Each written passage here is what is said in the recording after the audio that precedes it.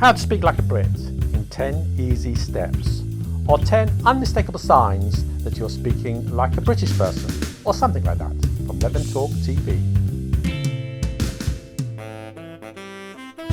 1.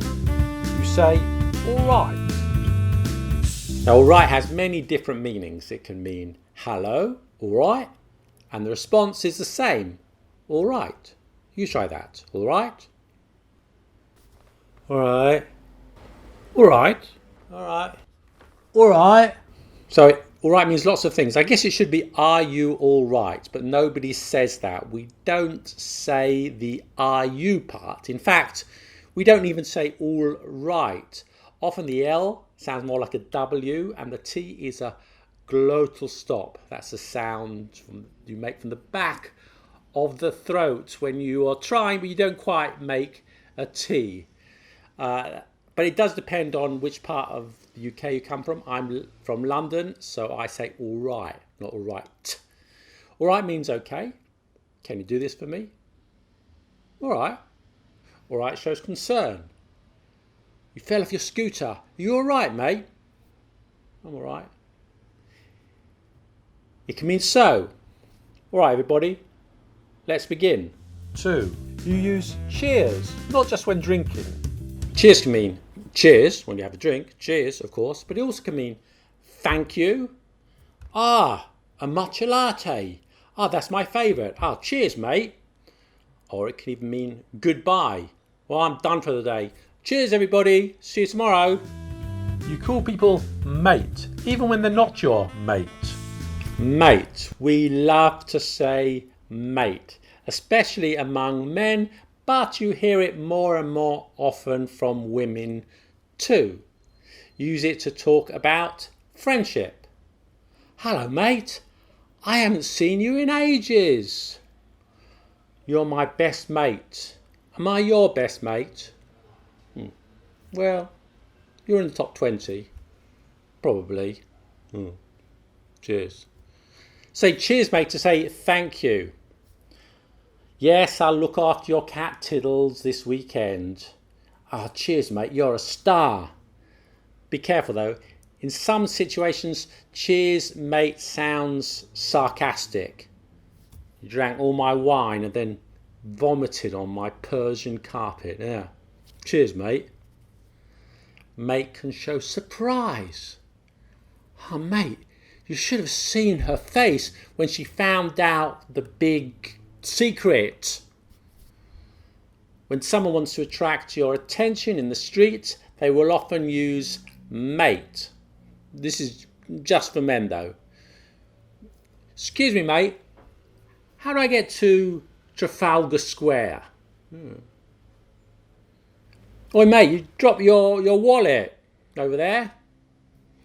So if you want to get the attention of a British guy, then don't say excuse me or excuse me sir or excuse me my friend. Say excuse me mate. 4.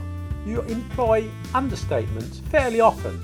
So understatement is presenting something as less important than it really is. Yes, we do use words like amazing, incredible, fantastic, but often we like to let others read between the lines. Being too emotional can be seen as a bit vulgar by British people. That's why we employ words like fairly, quite, pretty, rather. You just won 10 billion euros on the lottery. How do you feel? Well, I'm fairly pleased actually. You've just finished running a double marathon in the desert. How do you feel? Yeah, I'm pretty tired, to be honest. You lost your job and your wife ran away with your best friend all in the same week. Are you all right? Yeah, quite upset actually. You've won the gold medal in world record time. Yeah, I'm rather pleased. LetThemTalk in Paris is the best language school in the world. Okay, sometimes I don't use understatement. 5. Use us to mean me. So sometimes British people, when they're talking in the singular, will use us instead of me. Why we do this, I'm not sure. I guess we're being more indirect, so it sounds a bit more polite. But let me show you what I mean. Here's some examples. Can you give us a minute? I just have to finish this email. Okay. Hey, can you lend us £20 until next Thursday?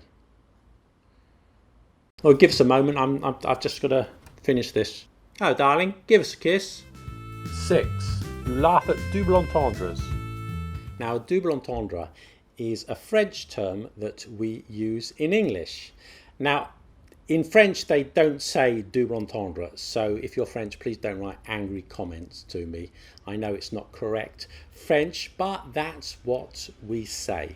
So, a double entendre is a statement that has a double meaning. And often the second meaning is funny and sometimes a bit sexual or indelicate. For example, I went to the market today and the woman in the fruit stall had really big melons. Sorry.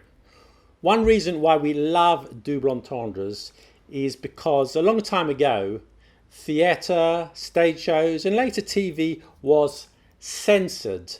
Obvious sexual content was forbidden. And the way you got around this was with innuendo and double entendres. And they're still popular today, even without the censorship. I see her every day at the vegan cafe. She eats cauliflower and peas. When I look through the telescope, I can see Uranus. When I look through the telescope, I can see Uranus. The man in the supermarket was going to give me a small bag, so I shouted out, "Have you got a big one?" He looked embarrassed. Even Shakespeare loved double entendres. He used them often. And if you want an example, Google Hamlet, Country Matters, and you'll see what I mean. 7. You say bloody all the bloody time. British people like to use bloody when we're happy. That was bloody good. When we're angry, you spilt my pint, you bloody bastard. When we're sad, I don't bloody believe it. She left me for that bloody idiot. When we're surprised, bloody hell, that woman is a man. Maybe I should stop dating her. We can even put bloody in the middle of a word. Abso-bloody-lutely. And this is called tomesis, I believe. Tomesis. And I think it's the only word in the English language which begins with TM. Are you coming away with me to Goa? Oh yeah, abso-bloody-lutely. 8. You are an expert at reading between the lines.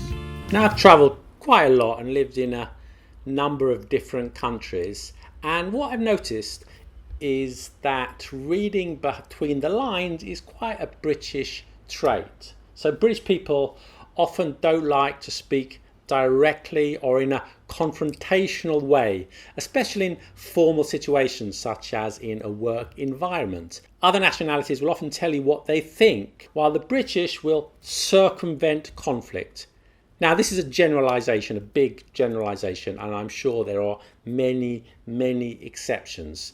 So tell me what you think anyway, but I guess I should give an example of that. So imagine I'm in a meeting, how to solve the problem of pollution in London. So somebody gets up and says, yeah, I've got a brilliant idea.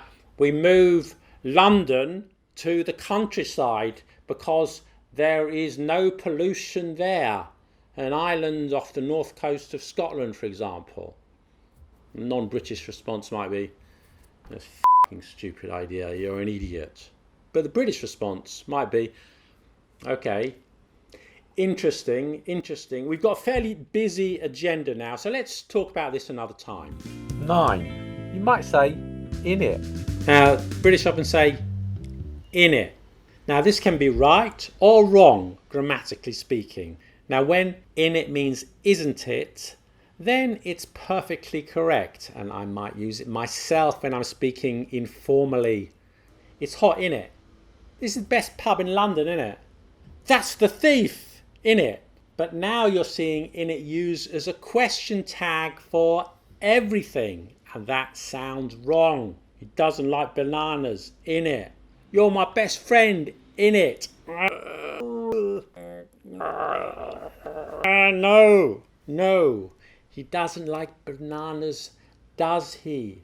You're my best friend, aren't you? I guess if everyone is using it, then it's right. That's what they say. That's how language changes. But I'm having a hard time with this one. 10. Crime and punishment. So there was a Spanish magician and he said, uno, dos, and then he disappeared without a trace. A pun is a play on words when two words sound the same or almost the same and you can make a joke on it. And British love them. If you don't believe me, then just look at the names of fish and chip shops in Britain. For example, the Codfather, the Place to Be, place the name of fish, of course. Frying Nemo, the Fishcotheque, for cod's sake. Newspapers love them too. Now, a long time ago, in 1984, there was a dispute when British exporters of lamb were attacked in France by French farmers who were unhappy with the cheap imports of British lamb, and they burnt the British lorries. And the headlines of the Sun newspaper was Lambush. Even though I'm not a fan of the Sun, I must admit that it's a brilliant pun on the words lamb and ambush, and it has the L apostrophe to indicate the connection with France. I've tuned my ukulele and now I'm going to tune a fish. So if you want to make an English friend, then make a pun. And what's the best day to do that? Well, pun day, of course. Cheers, everybody. My dad died last week when we couldn't remember his blood type. But as he was dying, he kept on insisting, be positive, be positive. I know. Still, it's difficult without him. What's the best thing about living in Switzerland? Well, the flag is a big plus. Originally, I wasn't going to have a brain transplant, but then I changed my mind. Thank you for explaining, Lenny. It means a lot.